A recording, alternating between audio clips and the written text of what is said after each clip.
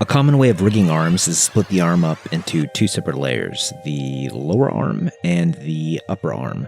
The problem that comes along with this approach are these lines right here, and finding a way to explain why they're there, like a clever design trick, sleeves, gloves, armor, whatever.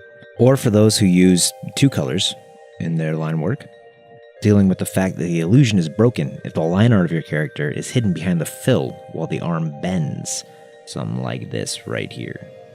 Today's technique deals with all of this. The first step is to create a new style with the same color as your line art and use that to define the portion of the line art that you don't want to see overlap the arm.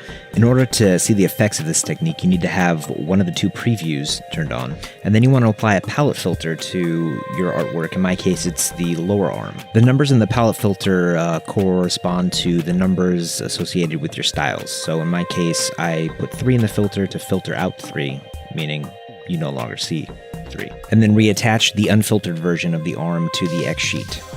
And then next we're going to add a matte in. We're going to use the upper arm as the matte, which means that you're only going to see the filtered version of the lower arm when it overlaps the upper arm. And then we're going to add a matte out to the other version of the arm, meaning the part of the arm that has the line, or the version of the arm that has the line, will be visible only outside of the upper arm.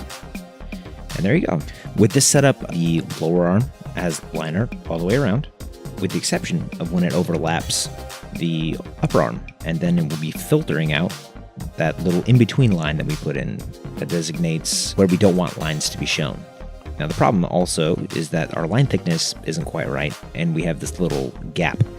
Problem that we can easily fix by adding another palette filter to the upper arm, which filters out just the line art. And I think on this particular level, it was style number 1. And there you go, you have your arm ready to rock. This technique isn't exclusive to arms. You can use this for legs, overlapping a torso. The upper arm overlapping the torso, I think is pretty handy. As well as it's not exclusive to OpenTunes. You can use it in a lot of animation software using mats or masks that get the job done this exact same way.